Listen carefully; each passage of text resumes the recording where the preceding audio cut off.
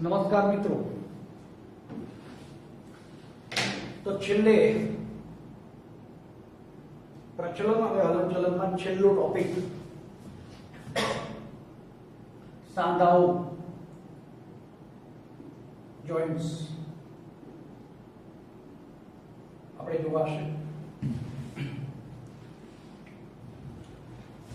આમ તો સાંધાઓ આપણા શરીરનો એક મહત્વનો પાર્ટ છે,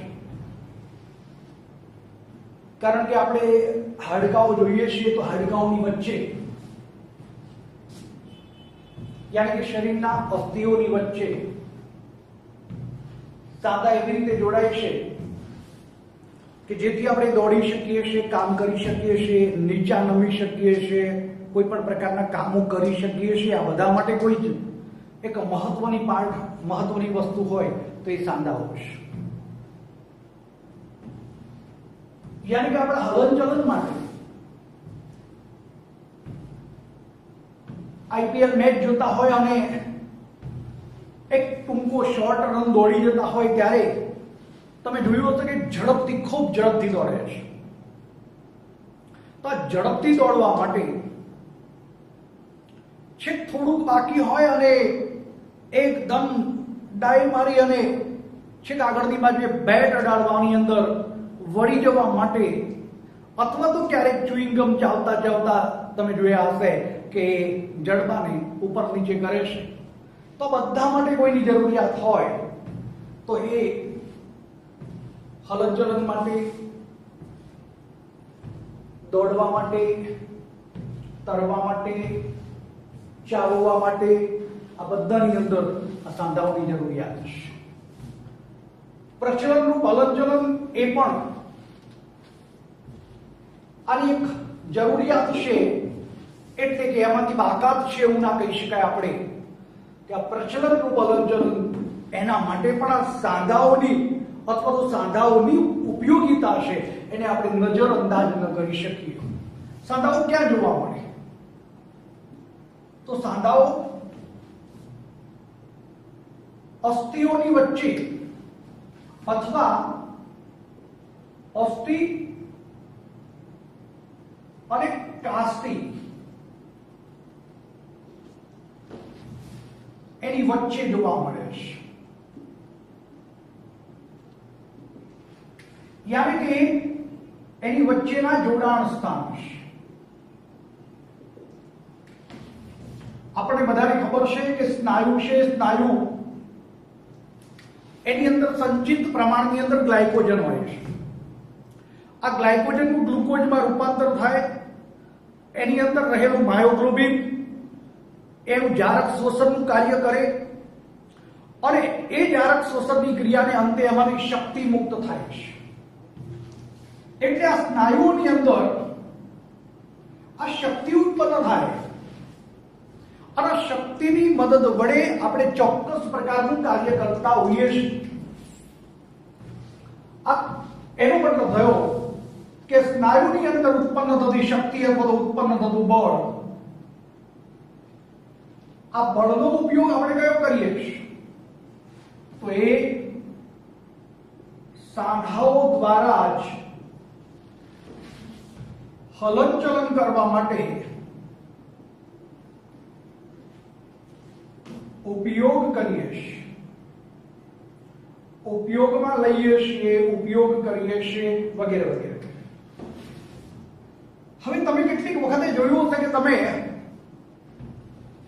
તમારા શરીરની અંદર કોઈક વિશિષ્ટ પ્રકારનું કાર્ય કરવું હોય, અથવા તો આપણે સિમ્પલ સમજી લઈએ કે આપણે ચાકુ છે, સોપારીને તોડવી છે, સોપારી ખાતા હોય તો. હું નથી માનતો કે તમારા જમાનાની અંદર હવે સોપારીનું વ્યસન હોય કોઈને. હું પેલી 120 ને 300 વાળી સોપારીની વાત નથી કરતો. સામાન્ય દેશી સોપારી જે લોહીને પાતળું કરવા માટે વપરાય છે. અને માટે જૂના જમાનાની અંદર ઘણી બધી ઓળખાણો હતી. એમાંના પાનના બીડા અથવા તો સોપારી કાતરી અને ખાવાની સૂડી અને સોપારી એ ઘરમાં રાખી અને એ ખાતા હતા. એનું કારણ એ લોહીને પાતળું કરવા માટે ઉપયોગ થતો હતો અને એમને ખબર હતી એટલા માટે ખાતા હતા. આપણને એની ખબર જ નથી. તો બરાબર એ સોપારીની જો કાપવી હોય થોડાક મમરાવીને થોડીક પોચી બને પછી એને દાઢની વચ્ચે આપણે દબાવીએ ને તો તૂટી જાય છે, પણ એ અગ્ર જે દાંત છે અગ્ર બાજુએ કાપવાના અને ચીરવાના ત્યાં આપણે દબાવીએ તો ના કાપી શકાય, એને તોડી ના શકાય. એનો મતલબ થયો કે અહીંયા છેડાના ભાગે છે ત્યાં આપણે ઉપયોગ કર્યો. એટલે આ સાંધાઓનો ઉપયોગ છે એ સાંધાઓનો ઉપયોગ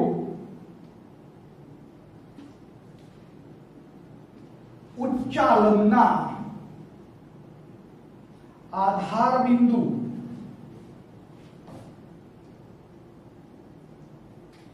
એટલે આ સાંધાઓનો ઉપયોગ ઉચ્ચાલનના આધાર બિંદુ તરીકે થાય છે.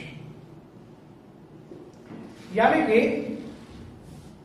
જે કોઈક વખતે તમને એવું થતું હશે કે આ એક મોટું લાકડાનું થડ છે, આ મોટું લાકડાનું થડ આશરે 500,000 કિલોગ્રામ વજનનું, 5,000 કિલોગ્રામનું પણ લો ને આપણે વધારે 5,000 થી 10,000 કિલોગ્રામ વજન, જેને તમે અડસેલી શકવાના નથી. એટલે તમે જોયું હશે કે આ લીમડાના થડને અથવા તો લાકડાના કોઈ પણ વનસ્પતિના થડને એને આપણે હટાવવું છે અને આપણે એકલા જોઈએ. આટલા બધા વજનને આપણે હટાવવા માટે આપણે એકલા જોઈએ તો શું કરીએ છીએ? તો આપણે વિજ્ઞાનના સિદ્ધાંતોનો ઉપયોગ કરવો પડે. તમે બહુ નીચલા ધોરણમાં પહેલું ઉચ્ચાલન, બીજું ઉચ્ચાલન, ત્રીજું ઉચ્ચાલન એવું બધું બને. તમારા ઘરે ઉચ્ચાલનના સાધનોનો ઉપયોગ કરતા સાધનો પણ છે, ઉચ્ચાલનનું ઉપયોગ થતો હોય એવા સાધનો, દાખલા તરીકે ચીપિયો છે, સાણસી છે, વગેરે વગેરે, પકડ છે. આ બધા ઉચ્ચાલનના કયા કયા ઉચ્ચાલનો છે એને સમજાવે છે. તો બરાબર તમે જોશો કે આને અંદર આ થડ છે ત્યાં એક લાકડાનો એક થોડુંક જાડું હોય વજનની અંદર એવું કોઈક એવો ટુકડો લેવામાં આવે છે. એને અહીંયાથી આમ તમે અડસેલશો તો અડસેલાશે નહીં, એટલા માટે તમે અહીંયા એક નાનો લાકડાનો એક બીજો ટુકડો મૂકો છો, થોડો હટે નહીં એવો, થોડો વજનમાં ભારે હોય એવો. અને પછી અહીંયાથી આમ લાકડાને તમે આના ઉપર મૂક્યું છે, આમ લીધું છે, આ લાકડાના થડની અંદર આમ નીચે ઘુસાડ્યું છે અને નીચેની બાજુ એના આધાર તરીકે આમ લીધું છે. એટલે આમ અડસેલો મારશો ને તો આ કે આખું આ લાકડાનું દ્રશ્ય દૂર જશે. તો આ છે ઉચ્ચાલનના આધાર બિંદુ તરીકે કામ કર્યું કહેવાય. એમ આપણા શરીરની અંદર પણ જેટલા સાંધાઓ છે એ સાંધાઓ એમાં ઉત્પન્ન થતું બળ એની મદદ વડે એ દોડવામાં, કૂદવામાં, તરવામાં બધે કામ લાગે છે.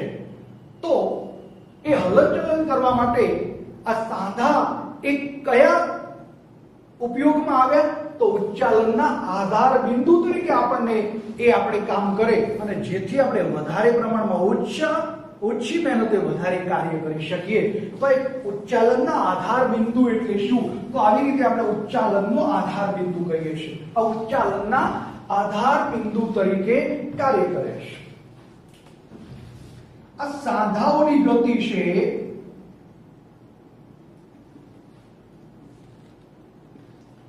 એ જુદા જુદા પરિબળો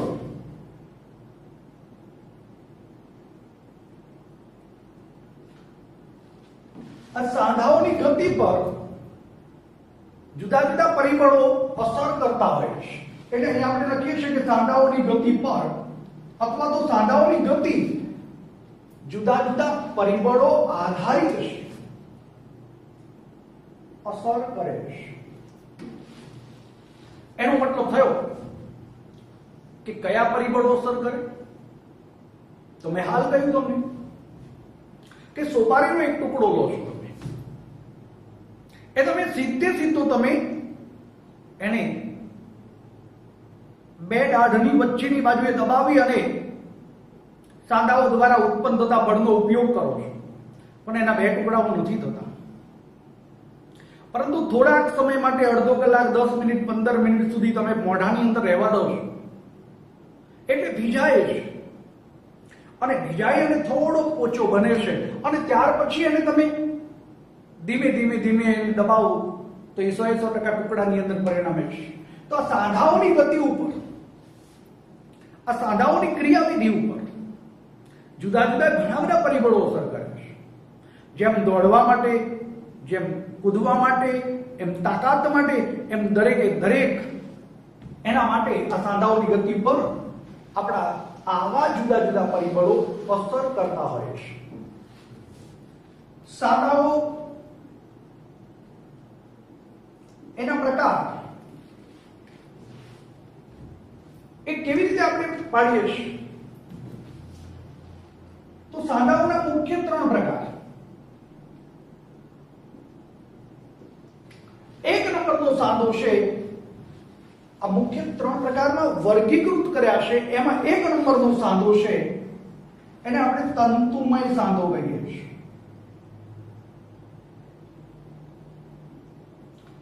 2 નંબરનો સાંધો છે એને કાસ્તિમય સાંધો કહેવામાં આવે છે.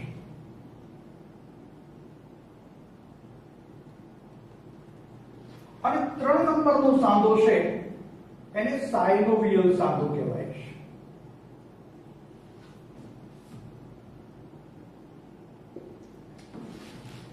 આના બંધારણીય સ્વરૂપને આધારે આપણે પ્રકાર પાડીએ છીએ અને વર્ગીકૃત કરીએ છીએ. આ તંતુમય સાંધાને આપણે બીજું નામ આપવું હોય તો અચલ સાંધો તરીકે ઓળખવામાં આવે છે. આને આપણે અંશતઃ ચલ સાંધા તરીકે ઓળખીએ છીએ અને આને મુક્ત ચલ સાંધા તરીકે ઓળખીએ છીએ.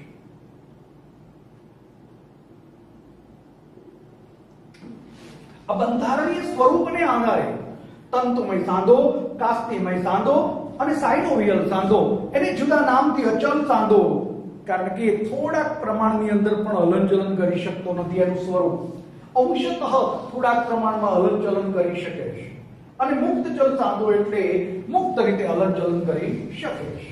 એટલે હવે આપણે આ 3 સાંધા છે એને આપણે જોવા છે. આમાં પહેલા નંબરનો છે એના માટે હું આકૃતિ દોરું છું કે આ આકૃતિ આપણે ખોપરીની અંદર દોરી હતી.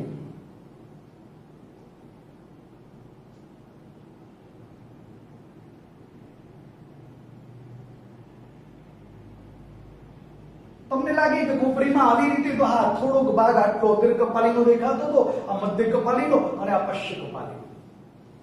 તો અગ્ર કપાલી હોય, મધ્ય કપાલી હોય કે આ પશ્ચ કપાલીની આ વચ્ચેની બાજુએ આપણે આવી રીતે આ જે જોઈએ છે એ કયો સાંધો છે? તો તંતુમય સાંધો છે.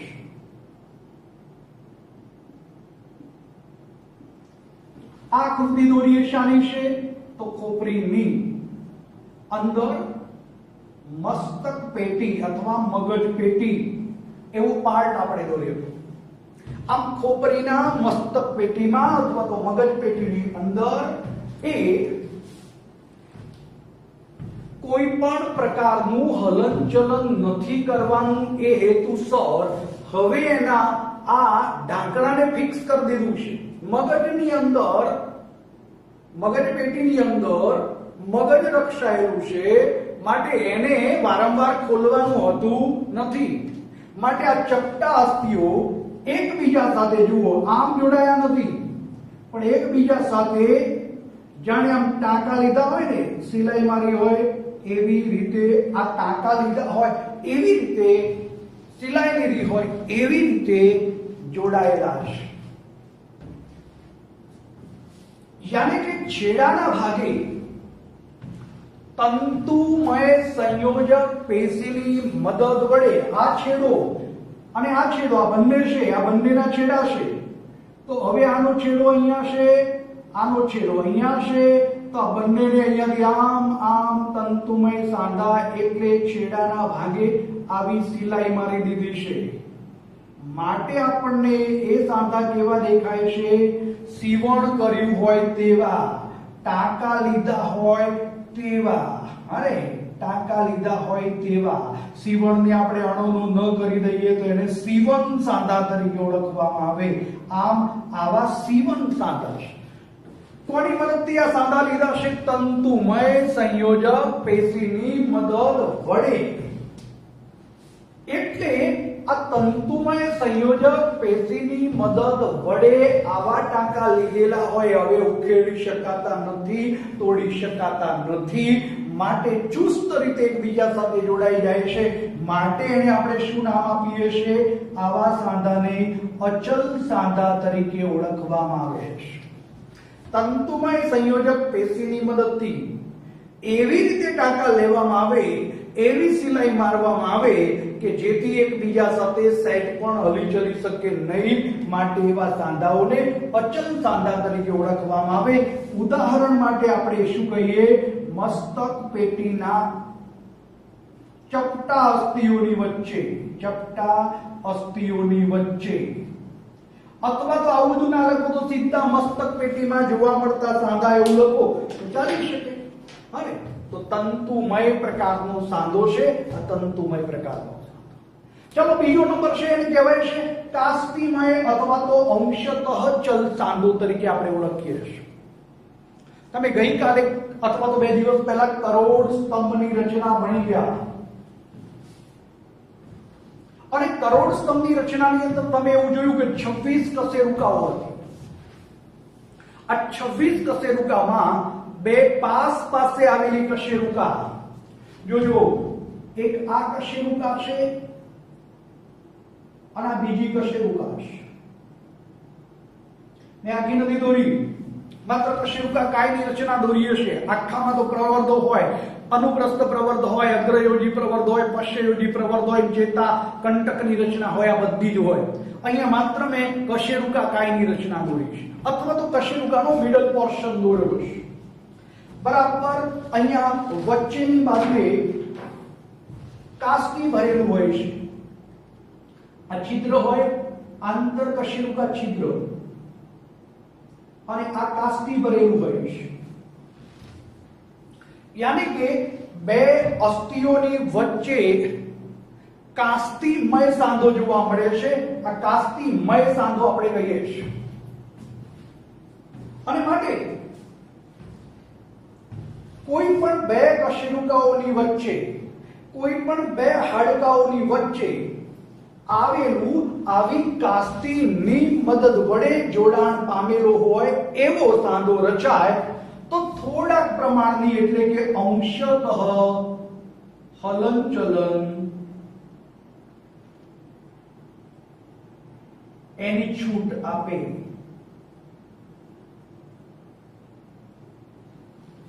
જોજો, સમજો ફરીથી. બે અસ્થિની વચ્ચેની બાજુએ આવેલું કાસ્તી જે સ્થિતિસ્થાપક હોય માટે થોડાક પ્રમાણમાં હલનચલનની છૂટ આપે. માટે થોડુંક હલનચલન પામે એટલા માટે એને કહેવાય અંશતઃ ચલ તરીકે આપણે ઓળખીએ છીએ. આમ મર્યાદિત હલનચલનની અથવા થોડાક હલનચલનની છૂટ આપે એટલે આપણે કાસ્તિમય સાંધો કહીએ છીએ. તમે સીધું એનું ઉદાહરણ આપી શકો કે કશેરુકાઓની વચ્ચે, કોની કશેરુકાઓ? કરોડ સ્તંભની આ કશેરુકાઓની વચ્ચે તમે લખી દીધું, ઉદાહરણ આપી દીધું. પરંતુ તમે હમણાં જ ભણ્યા, ગઈકાલે ભણ્યા અથવા તો આગળના લેક્ચરમાં ભણ્યા કે નિતંબ મેખલામાં પૂરો નિતંબ કાસ્તી, બંને બાજુના પૂરો નિતંબ કાસ્તી વક્ષ મધ્ય બાજુએ જોડાય ત્યારે પણ આવો જ એટલે કે કાસ્તિમય સાંધો, જેને આપણે અંશતઃ ચલ કહીએ છીએ, એવો સાંધો ત્યાં રચાતો હોય છે.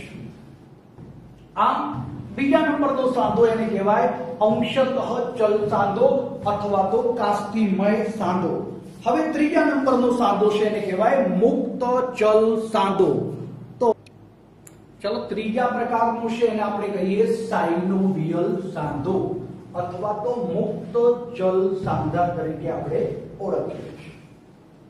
હવે આ સાયનોવિયલ અથવા તો મુક્ત ચલ સાંધો છે એ મુક્ત ચલ સાંધો પહેલા તો કેવા પ્રકારનો હોય, એટલે અહીંયા હું તમને એક નાની આકૃતિ દોરી આપું છું. આ નાની આકૃતિ એટલા માટે દોરી આપું છું કે જેનાથી તમને એક નાની સમજ કે એકચ્યુઅલી આ એક અસ્થિ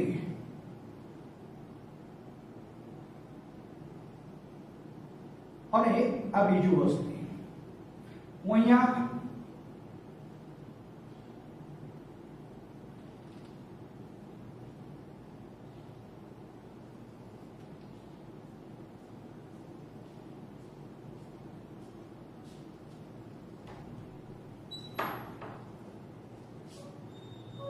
આ બંને છે એને દોરી દીધું છે. બરાબર આની બંનેની વચ્ચેની બાજુએ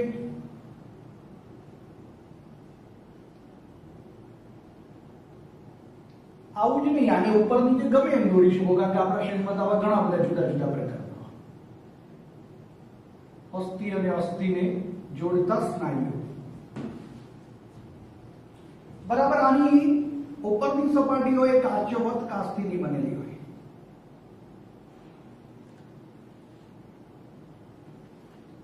બરાબર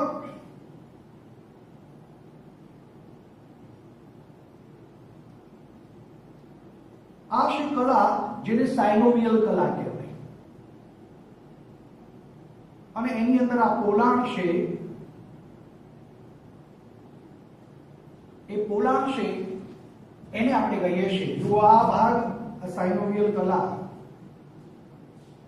આ પોલાણ વાળો ભાગ છે એની અંદર સાયનોવિયલ પ્રવાહી ભરેલું હોય. એટલે આ જ્યારે આમ દબાય છે ત્યારે આજુબાજુનું પ્રવાહી બહાર નીકળે, પાછું એબ્સોર્બ થઈ જાય. આવા પ્રકારની રચના છે. અહીંયા જે મેં દોર્યો છે એ આ કંદુક અને આ ઉલુખલનો સાંધો દોર્યો છે. આ જ રીતે તમે અહીંયા પણ દોરી શકો. એ આ રચના હતી એ આપણે સ્કંદ મેખલાની,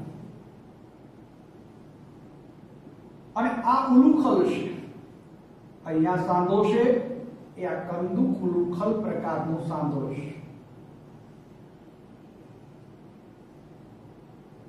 તો આ પ્રકારના સાંધાની અંદર પણ શું જોવા મળે, તો સાયનોવિયલ જેને કહેવાય, આ સાયનોવિયલ કલા, અને સાયનોવિયલ કલાની અંદર આ પ્રવાહીનું સ્ત્રાવ થાય, સાયનોવિયલ પ્રવાહી. તો આ જે પ્રકારનો સાંધો થયો, આ જે પ્રકારનો સાંધો થયો એ સાંધાને આપણે કયા સાંધો કહીએ છીએ? સાયનોવિયલ સાંધા તરીકે ઓળખવામાં આવે. ક્યાં જોવા મળે છે? તો બે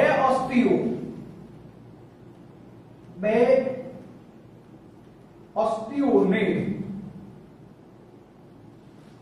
કોઈ પણ બે અસ્થિઓ લઈ આપો, એક છે મેં લીધા એમ કોઈ પગના લઈએ,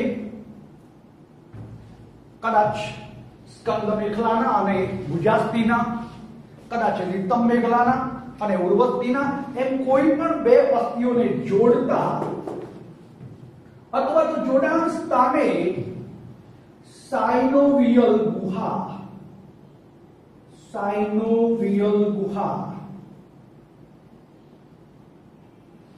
આ સાયનોવિયલ ગુહાની અંદર ભરેલું હોય એ સાયનોવિયલ પ્રવાહી ભરેલું હોય. સાયનોવિયલ પ્રવાહીનો સ્ત્રાવ પેલા સાયનોવિયલ પટલની અંદરથી થાય, અથવા તો દ્રવ્ય થોડાક પ્રમાણની અંદરથી આંતરકોશીય દ્રવ્ય જેને કહેવાય એનો સ્ત્રાવ થતો હોય છે. તો આ બે અસ્થિઓને જોડતા અથવા જોડાણ સ્થાને સાયનોવિયલ ગુહા હોય એની અંદર ભરેલું પ્રવાહી, આ ભરેલા પ્રવાહીને શું કહેવાય? સાયનોવિયલ પ્રવાહી કહેવાય. આ સાયનોવિયલ પ્રવાહી, આવા સાયનોવિયલ પ્રવાહીની મદદ વડે આ સાંધો છે એ સરળતાથી શું કરી શકે? હલનચલન કરી શકે અથવા તો હલનચલન પામી શકે. તો આમ બે અસ્થિઓના જોડાણ સ્થાને સાયનોવિયલ ગુહાની અંદર ભરેલું પ્રવાહી, જેને સાયનોવિયલ પ્રવાહી કહેવાય, આ સાયનોવિયલ પ્રવાહીના લીધે એ સરળતાથી હલનચલન પામી શકે. માટે આ સાયનોવિયલ પ્રવાહી છે એની શું કહેવાય? લાક્ષણિકતા કહેવાય. તો મુક્ત ચલ સાંધાની લાક્ષણિકતા કઈ? સાયનોવિયલ સાંધાની લાક્ષણિકતા કઈ? તો સાયનોવિયલ ગુહામાં ભરેલું સાયનોવિયલ પ્રવાહી એ તેની શું કહેવાય? તો લાક્ષણિકતા કહેવાય. આ લાક્ષણિકતા મુખ્ય લાક્ષણિકતા તરીકે આપણે એને લઈએ છીએ અંદર ભરેલું પ્રવાહી, એ એની લાક્ષણિકતા છે. આ પ્રકારની ગોઠવણી યાની કે ગુહાની અંદર ભરેલું પ્રવાહી એક એવું પ્રવાહી હોય થોડુંક શ્લેષ્મ, એટલે આ સાંધાને શ્લેષક સાંધા તરીકે પણ ઓળખવામાં આવે છે. શ્લેષક સાંધા તરીકે ઓળખવામાં આવે. કેમ? કારણ કે એની અંદર જે પ્રવાહી છે થોડુંક સ્નિગ્ધ પ્રવાહી હોય છે, ચિકાશ વાળું પ્રવાહી હોય, અને માટે આવા શ્લેષક સાંધા તરીકે પણ ઓળખવામાં આવે છે. અને આ પ્રકારની ગોઠવણી એને મુક્ત રીતે હલનચલન થવા દે છે, મુક્ત રીતે હલનચલન કરવામાં મદદરૂપ થાય છે. એટલા માટે એ પ્રચલનના કાર્ય સાથે પણ સંકળાય છે, એ અન્ય તાકાત સાથે સંકળાયેલા અન્ય કાર્યો પણ કરવા માટે યાની કે બીજા હલનચલનમાં પણ ઉપયોગી બને છે. આવા સાંધાઓને આપણે મુક્ત ચલ સાંધાઓ કહીએ છીએ, યાની કે સાયનોવિયલ સાંધાઓ, યાની કે શ્લેષક સાંધાઓ કહીએ છીએ. હવે હું એટલા માટે થોડી ભૂસી નાખું છું કે અહીંયા આપણે એના ઉદાહરણ જોવા છે કે આ મુક્ત ચલ સાંધાના ઉદાહરણ કયા છે. તો પહેલો પ્રકાર છે એનો કંદુક ઉલુખલ પ્રકારનો સાંધો. કંદુક ઉલુખલ. હવે તમે જ વિચારો કે આ સાંધો ફરીથી દોરવાની જરૂર ખરી? અહીંયા આપણે હાલ કંદુક અને ઉલુખલ એવું બંને અલગ દોર્યું હતું. આ કંદુક ઉલુખલ, તો ઉલુખલ કયું? આ ઉલુખલ, એની અંદર આ ગોઠવાય કંદુક. આમ કંદુક ઉલુખલ પ્રકારનો સાંધો તો ક્યાં આવેલું હોય? તો ભુજાસ્થિ અને સ્કંદ મેખલા. કોઈ પૂછે કે સ્કંદ મેખલામાં ક્યાં આવેલું હોય? તો આ અસ્થિએ કયું થયું? સ્કંદાસ્થિ. આ સ્કંદાસ્થિની અંદર શું આવેલું હોય? સ્કંદ ઉલુખલ આવેલું હોય. અને માટે અગ્ર ઉપાંગનું ભુજાસ્થિ અથવા તો પશ્ચ ઉપાંગનું છે એ કયું હાડકું? ઉર્વસ્થિ. જો ભુજાસ્થિ લઈએ તો સ્કંદ મેખલાના સ્કંદ ઉલુખલની અંદર જોડાયેલું હોય, બરાબર? સ્કંદ મેખલાના સ્કંદ ઉલુખલમાં જોડાયેલું હોય. અને જો ઉર્વસ્થિ લઈએ તો નિતંબ મેખલાના નિતંબ ઉલુખલમાં જોડાયેલું હોય. તો આવી રીતે ભુજાસ્થિ અને સ્કંદ મેખલા અથવા તો ઉર્વસ્થિ અને નિતંબ મેખલા કયા પ્રકારનો સાંધો કહેવાય? કંદુક ઉલુખલ પ્રકારનો સાંધો કહેવાય. બીજો નંબર છે એનું નામ છે મીજાગરાનો સાંધો. આ મીજાગરાનો સાંધો પહેલા નંબરમાં તો તમને ખબર પડી ગઈ ને કે આ જે સાંધો છે આપણો એ આમ ચારે બાજુ આમ ફેરવી શકીએ છીએ. એ કંદુક ઉલુખલનો સાંધો છે. કંદુક એટલે ઉપસી આવેલી રચના, આ ઉલુખલ એટલે ખાડા જેવી રચના. તો એમાં ચારે બાજુ આમ ફરી શકે એટલા માટે કંદુક ઉલુખલનો સાંધા તરીકે આપણે ઓળખીએ છીએ. બીજો નંબર છે એ મીજાગરાનો સાંધો. હવે તમારા ઘરે બારણાને ખોલ બંધ કરો છો તો એક જ બાજુએ મીજાગરો હોવાને કારણે આ એક જ બાજુએ વળી શકે છે. આ બાજુથી આમ તમે જવા દો તો જવા દેતું નથી. એનું સાચું કારણ અહીંયા કોણી પ્રવર્ત આવેલો હોય, અને કોણી પ્રવર્ત અંદરની બાજુ એવી રીતે સેટ થયેલું હોય કે જેથી એ વધુમાં વધુ એક જ બાજુ તરફ વળી શકે એવા પ્રકારની એક રચના મૂકેલી છે. તો મીજાગરાનો સાંધો બારણા ઉપરથી તમને ખબર પડે. બારણાની અંદર એક બાજુ તરફ ખુલતું બારણું, જેને આપણે કહી શકીએ મીજાગરાના લીધે છે. તો ક્યાં જોવા મળે? તો કોણીનો સાંધો. હવે બહુ ડિટેલિંગમાં તમારે કહેવું હોય તો કોણીનો સાંધો કોની વચ્ચે આવેલો હોય? તો આ ભુજાસ્થિ અને અર્ય પ્રકોષ્ઠાસ્થિ વચ્ચે આવેલો હોય. अब સાચું છે અર્ય અસ્થિ વચ્ચે આવેલો હોય, પણ આપણે ભેગું સંયુક્ત રીતે લઈશું કે અર્ય પ્રકોષ્ઠાસ્થિ. એટલે કોણીનો સાંધો ક્યાં જોવા મળે છે?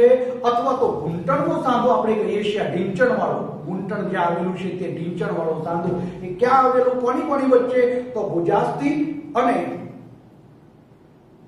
અર્ય પ્રકોષ્ઠાસ્થિ વચ્ચે, ઉર્વસ્થિ અને ટિબિયોફિબ્યુલા વચ્ચે. તો એવા સાંધાને કયો સાંધો કહેવાય?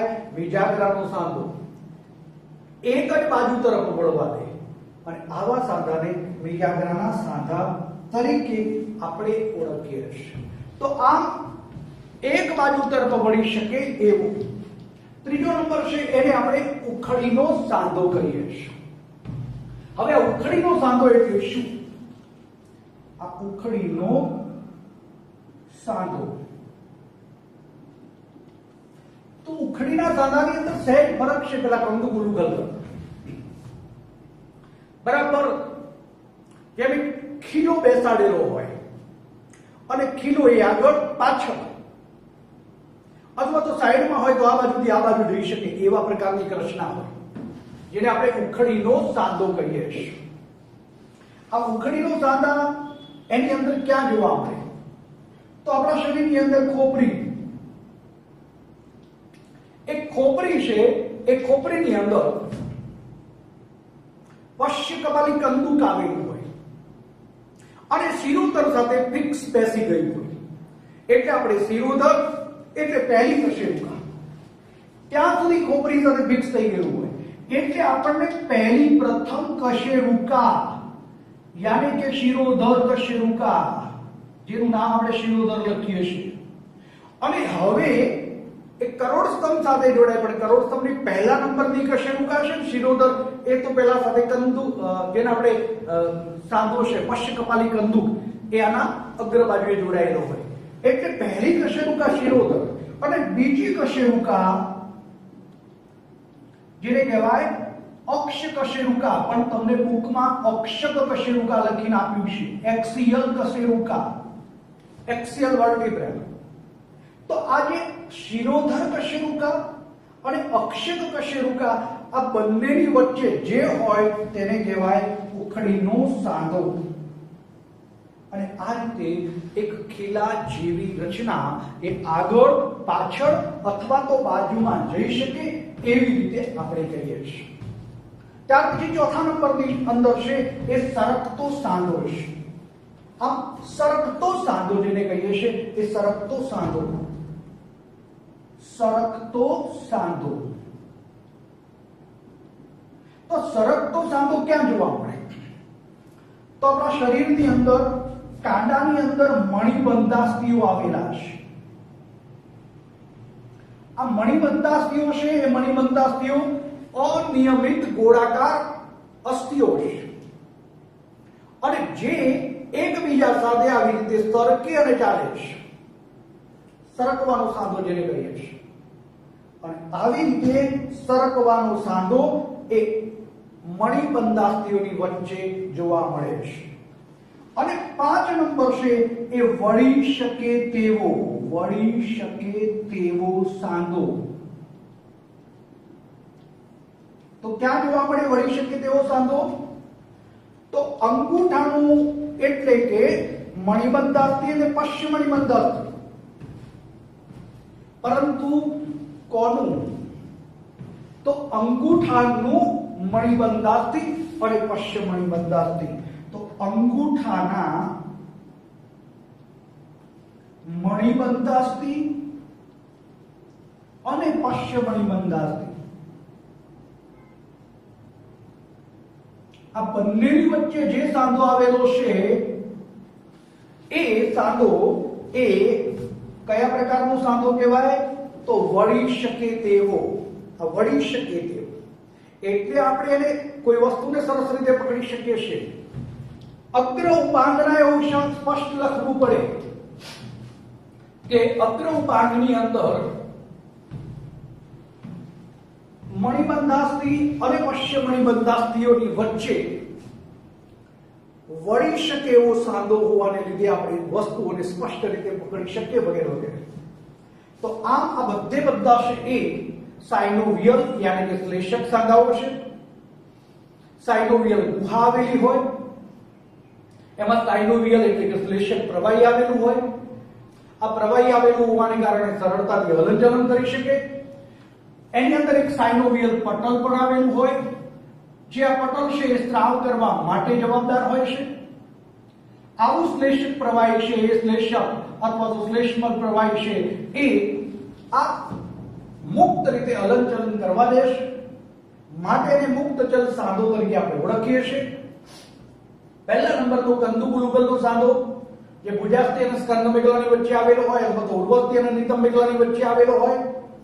મિજાગ્રાનો સાંધો તો કોણીનો સાંધો છે આપણા શરીરની અંદર, એ મિજાગ્રાનો સાંધો છે.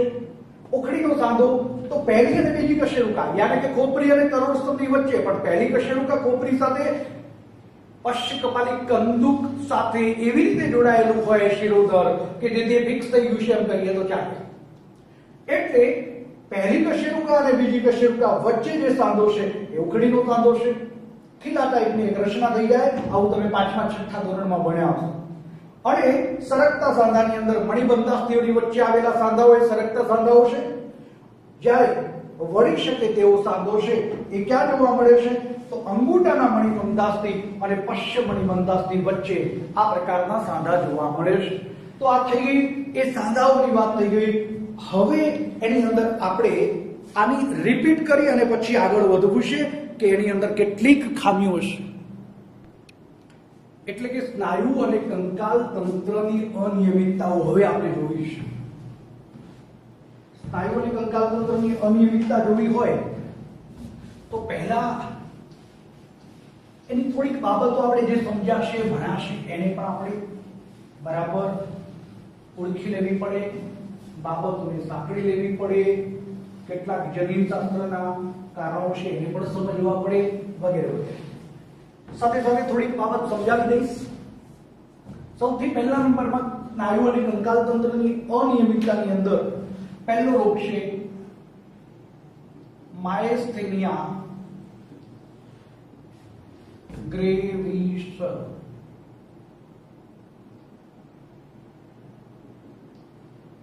આ માયસ્થેનિયા ગ્રેવિસ નામનો આ રોગ અથવા તો એક નાની પ્રકારની એક ખામી ઉત્પન્ન થાય છે. કેવા પ્રકારની ખામી છે? તો આપણા શરીરની અંદર આપણા રોગના જીવાણુ દાખલ થાય જેને આપણે એન્ટીજન તરીકે ઓળખીએ છીએ. એની સામે આપણું શરીર જે ઉત્પન્ન કરે છે એ એન્ટીબોડી ઉત્પન્ન કરે છે. આ એન્ટીબોડી છે આપણા શરીરની અંદર બહારની બાજુએથી આવતા પરજાત પ્રોટીન યાની કે એન્ટીજનનો નાશ કરવા માટે જવાબદાર છે. પરંતુ કેટલીક વખત એવું બને કે આપણે રક્ષણ કરવા માટે મૂકેલા રક્ષકો એ જ આપણા શરીરના ભક્ષકો બને. યાની કે વાડ જ ચીબડા ગળે, યાની કે રક્ષક હોય તે જ ભક્ષણનું કાર્ય કરે. એટલા માટે આવા રોગને કહેવાય સ્વ રોગ પ્રતિકાર રોગ તરીકે ઓળખવામાં આવે છે. આ સ્વરોગ પ્રતિકારક રોગ યાની કે આપણા એન્ટીબોડી એન્ટીજનનો નાશ કરવાને બદલે આપણા શરીરના કોષોનો નાશ કરે ત્યારે એને સ્વરોગ પ્રતિકાર રોગ તરીકે ઓળખવામાં આવે છે. કોને અસર કરે? તો ચેતા સ્નાયુ સંધાન પ્રદેશને.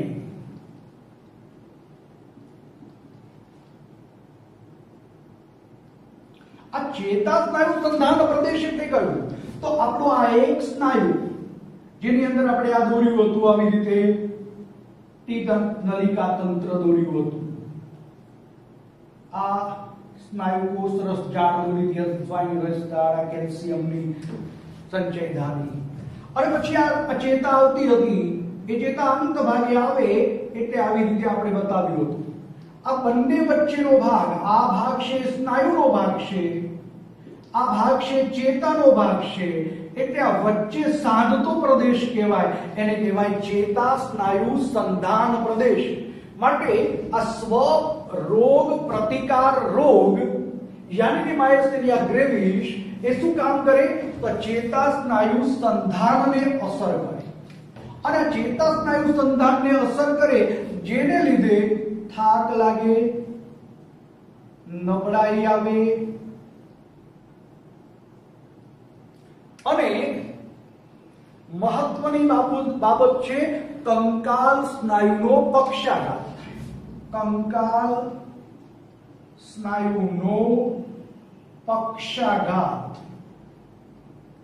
હવે બહુ મહત્વનો શબ્દ છે, હું તમને વારંવાર કહું છું, અત્યારે પણ તમને કહું કે મને રોજના ઘણા બધા મેસેજ એવા આવે છે. કોઈ પૂછે પ્રેરે એટલે શું થાય? પ્રેરે. કોઈ પૂછે સંધાન એટલે શું? આવા જાત જાતના શબ્દોના અર્થ પૂછે છે. હમણાં વળી ગઈકાલે તો એવો હતો કે અધોગામી દિશા. સાહેબ આપણે તો અવરોહી લખેલું છે અને આ ચોપડી વાળાએ કોઈ પ્રશ્નપત્ર વાળાએ અધોગામી પૂછ્યું છે, તો એનો મતલબ શું? આવા ભાત ભાતના શબ્દો તમે લોકો પૂછતા હો. એનું કારણ ગુજરાતી ભાષામાં સમાનાર્થી શબ્દો નથી આપેલા અથવા તો તમને નથી આવડતા, તો તમારે સાર્થ નામનો એક જોડણી કોષ, આ સાર્થ જોડણી કોષ મોબાઈલની અંદર ડાઉનલોડ કરજો અને શબ્દોના અર્થ સમજજો. એટલે તમને આવા શબ્દો ન આવડે તો મને વાંધો નથી, પણ સાવ સામાન્ય ન આવડે ત્યારે દુઃખ થાય છે, કારણ કે આ ગુજરાતી ભાષાનું જ્ઞાન આપણને નથી, એટલે પ્રશ્નોનો જવાબ ખોટો લખીને આપીએ છીએ.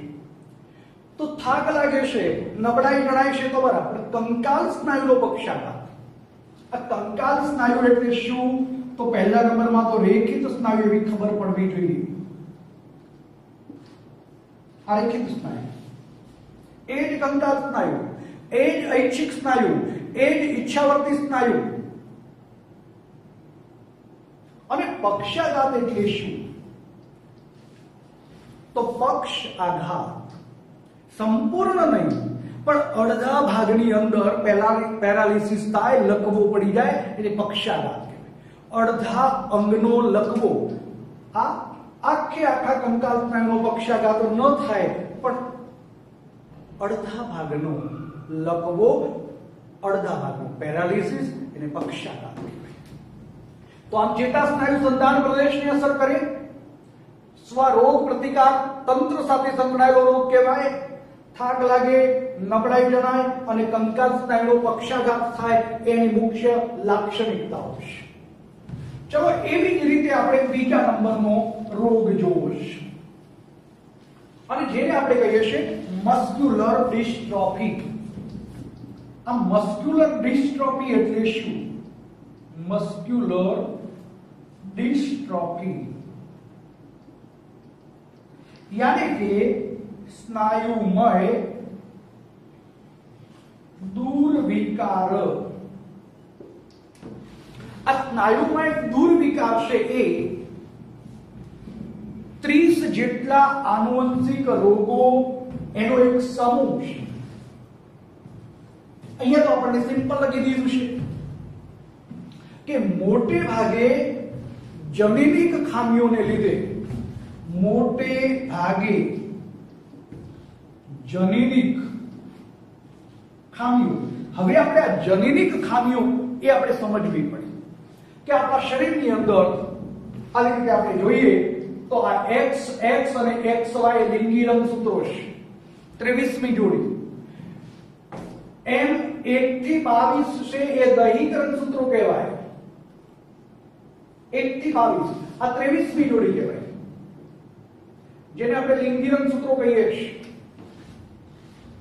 અને આવી X સંલગ્ન પ્રચ્છન્ન એટલે પણ ખબર છે ને, જેનો પ્રભાવ ના હોય તે પ્રચ્છન્ન, એવા બંને ભેગા થાય એટલે X સંલગ્ન પ્રચ્છન્ન જનીનની આનુવંશિકતા. દૈહિક પ્રભાવી, દૈહિક રંગસૂત્રો એટલે 1 થી 22 એમાં પ્રભાવી દૈહિક પ્રચ્છન્ન. આવી મોટે ભાગે જનીનિક ખામીઓ જેને કહેવાય, આ બધી જેટલે અસંખ્ય થઈ જાય, જેટલા માટે મેં શબ્દ વાપર્યો કે 30 જેટલા જનીનજાત રોગો, જનીનિક ખામીઓ ધરાવતા રોગોનો આ સમૂહ છે. મોટે ભાગે જનીનિક ખામીઓ છે, એને કારણે શું થાય છે? તો કંકાલ સ્નાયુઓ ધીમે ધીમે અપકર્ષ પામે છે. કંકાલ સ્નાયુઓ ધીમે ધીમે અપકર્ષ પામે છે. અપકર્ષ પામવું એટલે શું? એવો પાછો તમે પ્રશ્ન પૂછવાના છે. અપકર્ષ પામવું તો ધીમે ધીમે લોપ થવાની ક્રિયા, એની અંદરથી જેમ આપણે બરફનો એક ટુકડો લઈએ તો ધીમે ધીમે ધીમે ધીમે ટેમ્પરેચર વધે તેમ તેમ બરફનું કદ ઘટતું જાય, એ અપકર્ષ પામ્યો કહેવાય. એટલે એની અંદરથી અવનત પામવાની પ્રક્રિયા, થોડુંક નાશ પામવાની પ્રક્રિયા, થોડુંક ઓછો થવાની ક્રિયા, આમ મોટે ભાગે જનીનિક ખામીઓને કારણે. કઈ જનીનિક ખામીઓ? કાં તો લિંગી રંગસૂત્રોની, કાં તો દૈહિક રંગસૂત્રોની. લિંગી રંગસૂત્રોમાં વાયવાળો નહીં પણ એક્સ સંલગ્ન પ્રચ્છન્ન જનીનની આનુવંશિકતાના કારણે, અથવા તો દૈહિક પ્રભાવી, અથવા તો દૈહિક પ્રચ્છન્ન. તો એની અંદર શું થાય? તો મોટે ભાગે ધીમે ધીમે ધીમે આ જનીનિક ખામીઓને કારણે કંકાલ સ્નાયુઓ અપકર્ષ પામતા જાય છે, જેને આપણે કહીએ છીએ સ્નાયુમય દુર્વિકાર, જેને કહેવામાં આવે છે આ સ્નાયુમય દુર્વિકાર કહેવાય. એવો જૂનો આંકડો છે મારી જોડે, પણ ભારત દેશની અંદર પ્રતિ વર્ષે 10 લાખ લોકો આ રોગના ભોગ બને છે. 10 લાખ લોકો. અત્યારે તો એનો આંકડો વધી ગયો હશે, કારણ કે હમણાંથી તો આપણી રહેણી કહેણી અથવા તો ખાવા પીવાની આદતો પણ બદલાઈ ગઈ છે. અને માટે આ મસ્ક્યુલર ડિસ્ટ્રોફી એટલે કે સ્નાયુમય દુર્વિકાર એ ખૂબ મોટા પ્રમાણની અંદર જોવા મળે છે. ચલો ત્રીજા નંબરની અંદર આપણે જોઈએ, અને આ ત્રીજા નંબરના રોગની અંદર જે આપણે નાનપણમાં અથવા તો બાળપણની અંદર ઘણી વખતે કોઈ ઘા પડે, અને આ ઘા પડે એટલે ડોક્ટર સાહેબ જોડે જઈએ તો એક આપણને ઇન્જેક્શન આપી દેતા હતા ટીટેનસનું, જેથી ધનુર્વાર ન થાય. યાની કે આ ટીટેની એક પ્રકારનું આપણા ઘા પડવાની સાથે ધૂળની અંદરથી અથવા તો બીજા છાણ જેવાની અંદરથી ક્યાંકથી ક્લોસ્ટ્રીડિયમ ટીટેની પ્રકારના બેક્ટેરિયા આપણા શરીરની અંદર ઘૂસી જાય છે. અને ક્લોસ્ટ્રીડિયમ ટીટેની પ્રકારના જે બેક્ટેરિયા આપણા શરીરમાં ઘૂસી જાય, જેને કારણે લાંબા ગાળે આવી એક નાની અસર એ થાય છે. ખાસ કરીને આપણા દેહ જળની અંદર, આપણા શરીરની અંદર જે દેહ જળ છે, દેહ જળ એની અંદર કેલ્શિયમનું પ્રમાણ ઘટે છે. કોને કારણે? પેલા ક્લોસ્ટ્રીડિયમ ટીટાની પ્રકારના બેક્ટેરિયા, નામ નથી આપેલું, તમારી બુકમાં નામ નથી આપેલું, ચિંતા ન કરતા. દેહ જળમાં કેલ્શિયમનું ઓછું પ્રમાણ થવાથી સ્નાયુઓનું ઝડપી આપોઆપ સંકોચન થાય છે.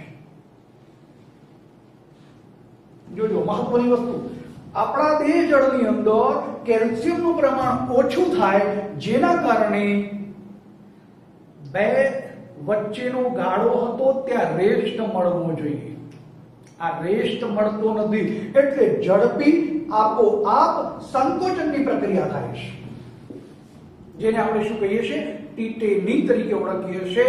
આમ ઝડપી આપોઆપ સંકોચન થાય છે, જેને કારણે આપણા સ્નાયુઓને કોઈ જ પ્રકારનો રેસ્ટ મળી શકતો નથી, આરામ મળી શકતો નથી. એટલે જેને આપણે કહી શકીએ કે ખૂબ થાકી જાય. સ્નાયુ આખો દિવસ આવી રીતે સતત ચાલ્યા કરે એટલે થાકી જવાની એક પ્રક્રિયા થાય, જેને આપણે શું કહીએ? ટીટેની પ્રકારનો એક રોગ કહીએ છીએ. આર્થરાઇટિસ. આ આર્થરાઇટિસ જેને આપણે સાંધાઓનો સોજો કહીએ છીએ. સાંધાઓનો સોજો. હવે આપણે એક સાંધો દોર્યો હતો, તમે હમણાં જોયું કે આ સાંધો આપણે દોર્યો હતો. આ એની કાચવત કાસ્તીની રચના છે. આ એની સાયનોવિયલ ગુહા છે. અહીંયા આપણે સ્નાયુ દોરી દીધા છે. બરાબર સાયનોવિયલ ગુહા છે, એમાં એક પટલ છે જેને સાયનોવિયલ પટલ તરીકે ઓળખીએ. આ સાયનોવિયલ પટલ દોરી દીધી આપણે, આ સાયનોવિયલ પટલ. અને આ સાયનોવિયલ પ્રવાહી આ કાચવત કાસ્તી અંદરની બાજુએ ભરેલું હોય સાયનોવિયલ પ્રવાહી, જ્યાં સુધી આ સાયનોવિયલ પ્રવાહી બરાબર છે ત્યાં સુધી કોઈ જ પ્રકારનો વાંધો આવતો નથી.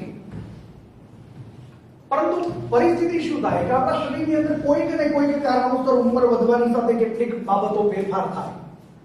એટલે આ જે કલા છે, કલાની ઉપર નાના નાના કણો બાજી જાય છે. હવે આવા નાના કણો આ એકદમ સ્મૂથ સપાટી હતી, આના ઉપર આમ પ્રવાહીની મદદ વડે આમ સરળતાથી હલનચલન થતું હતું. પરંતુ આના ઉપર નાના નાના કણો, જેમ તમે એક પેપર ઉપર કાચના નાના નાના ટુકડા લગાવી દો છો, કાચ પેપર બનાવી દો અને એની આ સપાટી ઉપર આમ ઘસો તો શું થાય? સ્ક્રેચ પડી જાય. એમ હવે આની ઉપર આવા જ પ્રકારના નાના નાના કણો બાજી જાય છે ખામીના લીધે. હવે વારંવાર આપણે શું કરીએ છીએ? એ હાથને પગને હલાવ કરીએ છીએ, જેથી આ કલા ઉપરના આ જામેલા કણો એ ઉપરની સપાટીને શું કરે છે? નુકસાન કરે, જેના કારણે શું થઈ જાય? સોજું આવે. અને સોજા હવે તમે વધુમાં વધુ જેટલી વખત હલાવો એટલી વધુ ને વધુ વખત ત્યાં સોજો આવે, દુખાવો થાય. તો આવી રીતે આપણે કહી શકીએ કે આર્થરાઇટિસ એટલે સાંધાઓનો સોજો, જેને કહેવાય છે એ સાંધાઓનો સોજો છે. ચલો એ જ રીતે આપણે જોવાશે, એને આપણે કહીએ અસ્થિ સુશીરતા. 4 નંબર છે અસ્થિ સુશીરતા.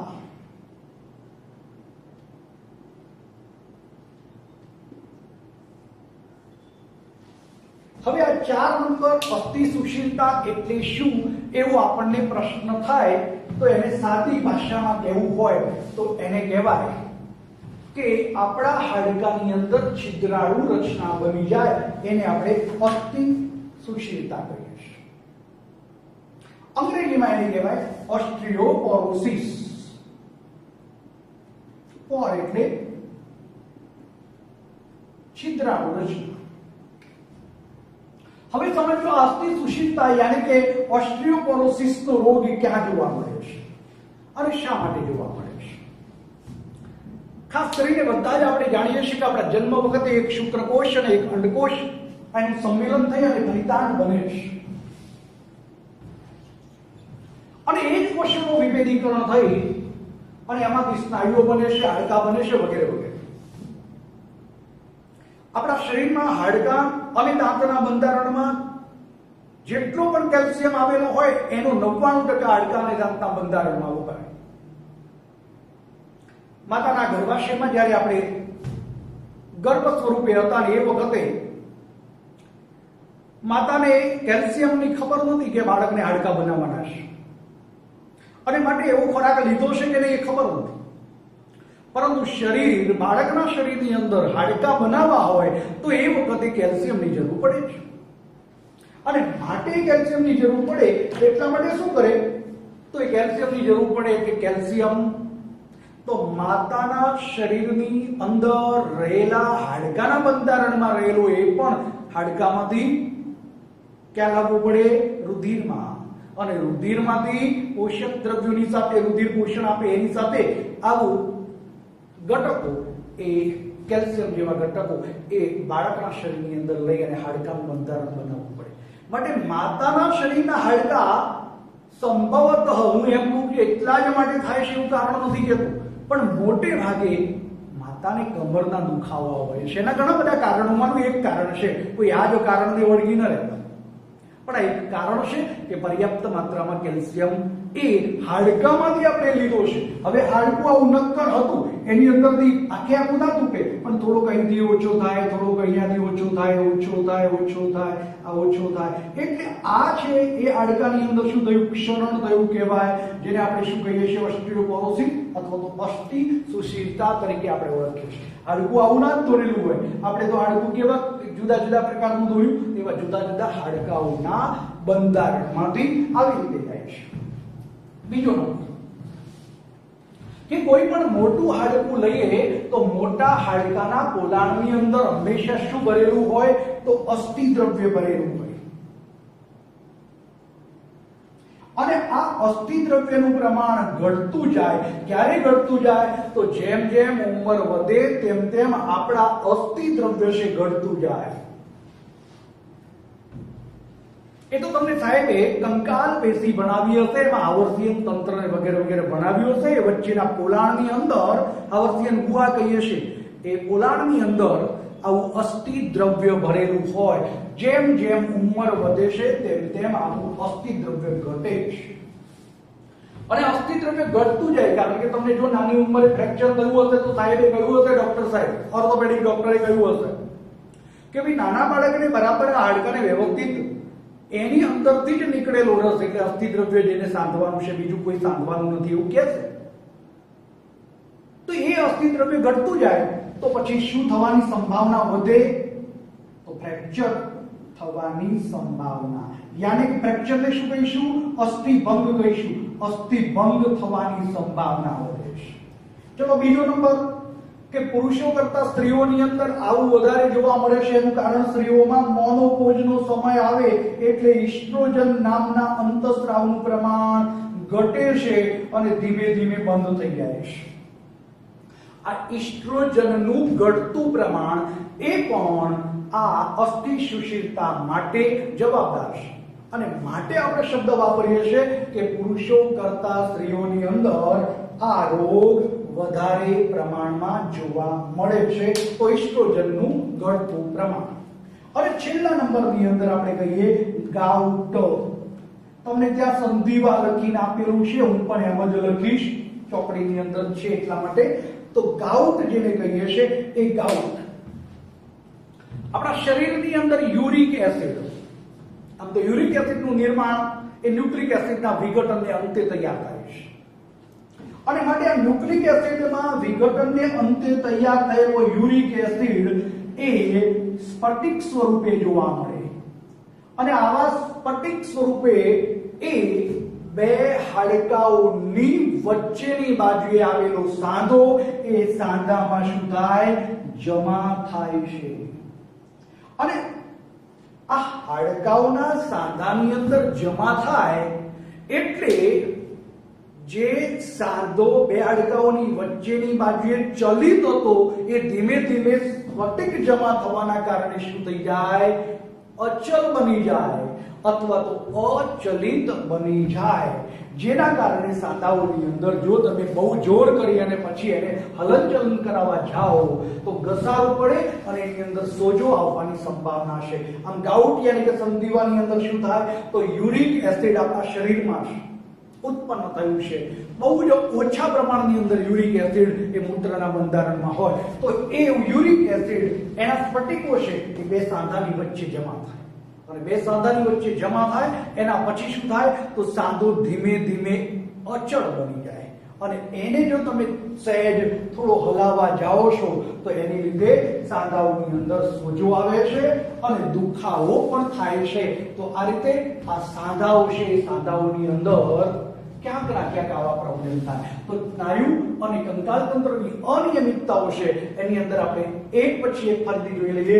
માયસ્થેનિયા ગ્રેવિસ તો ચેતાસ્નાયુ સંધાન પ્રદેશને અસર કરે અને જેને કારણે થાક, નબળાઈ અને કંકાલ સ્નાયુનો પક્ષાઘાત થાય છે. કંકાલ સ્નાયુ એટલે રેખિત સ્નાયુ. બીજા નંબરમાં મસ્ક્યુલર ડિસ્ટ્રોફી તો સ્નાયુમાં દુર્વિકાસ. મોટે ભાગે જનીનિક ખામીઓને કારણે કંકાલ સ્નાયુઓ ધીમે ધીમે અપકર્ષ પામે છે. જો મેં વધારાનું કહ્યું એ તમારે જરૂર નથી, પણ મેં તમને કહ્યું હતું કે 30 જેટલા જનીનિક રોગો છે એમાં એક સંલગ્ન પ્રચ્છન્ન જનીન, દૈહિક રંગસૂત્ર પ્રભાવી જનીન અને દૈહિક રંગસૂત્ર પ્રચ્છન્ન જનીન એવા કારણે 30 જેટલા રોગોનો એક સમૂહ જેને મસ્ક્યુલર ડિસ્ટ્રોફી તરીકે ઓળખવામાં આવે છે. અને એના કારણે આ ધીમે ધીમે કંકાલ સ્નાયુઓ અપકર્ષ પામતા જાય છે. ટીટેની એટલે દેહ જળમાં કેલ્શિયમનું પ્રમાણ ઓછું થાય એટલે સ્નાયુઓનું ઝડપી આપોઆપ સંકોચન થાય છે. આર્થરાઇટિસ એટલે સાંધાઓની અંદર સોજો આવે છે. અસ્થિ સુશીલતા નંબર 4 આપ્યો તો અહીંયા 5 આપી દઉં. તો અસ્થિ સુશીલતા એટલે ઓસ્ટિયોપોરોસિસ એટલે આપણા શરીરની અંદર હાડકાઓ છે ઉંમર વધવાની સાથે એની અંદર અસ્થિ દ્રવ્ય ઘટે એટલે અસ્થિ ભંગ થવાની સંભાવના વધી જાય. મોટે ભાગે સ્ત્રીઓની અંદર મોનોપોઝનો સમય આવે 50 વર્ષની ઉંમરે એટલે ઈસ્ટ્રોજનનું ઉત્પાદન બંધ થઈ જાય એટલે એની અંદર આવી સંભાવના વધે છે. સાથે સાથે મેં તમને કારણ આપ્યા કે આપણા ગર્ભ અવસ્થાની અંદર વધારે પ્રમાણની અંદર કેલ્શિયમની જરૂર પડે અને જો એ વખતેના ખોરાકની અંદર કેલ્શિયમ ઓછો લીધો હોય તો કેલ્શિયમ એ પેલા હાડકાઓની અંદરથી રુધિરમાં લાવી અને રુધિરમાંથી લાવી અને પાછું શું કરવામાં આવે તો આપણા શરીરના હાડકા બનાવવા માટે લઈ જવામાં આવે. એ વખતે હાડકા પોચા થઈ જવાની સંભાવના છે. જો બીજું કારણ એ પણ છે, લાંબા સમય સુધી તમે જેને આપણે કોર્ટિઝોન પ્રકારના અંતસ્ત્રાવો કહીએ છીએ અથવા તો કોર્ટિઝોન પ્રકારના સ્ટીરોઇડની સારવાર લેવામાં આવે તો પણ આવી અસ્થિ સુશીલતા થવાની સંભાવના છે. અને માટે ડોક્ટર હંમેશા લાંબો સમય સુધી આવા કોર્ટિઝોન પ્રકારની દવાઓ નહીં આપે. અને છેલ્લે છે ગાઉટ અથવા સંધિવા કહીએ છીએ. યુરિક એસિડના સ્ફટિકો સાંધાઓની વચ્ચે જમા થાય છે, માટે સાંધાઓ અંશતઃ અચલ બની જાય છે અને એને લીધે આપણે જો જોર કરી અને હલનચલન કરાવવા જઈએ તો એના લીધે શું થાય તો સોજો આવવાની પ્રક્રિયા થાય છે. અને આ રીતે તમારું અહીંયા ચેપ્ટર આપણે પૂરું કરીએ છીએ. ઓકે, ચાલો ભલે.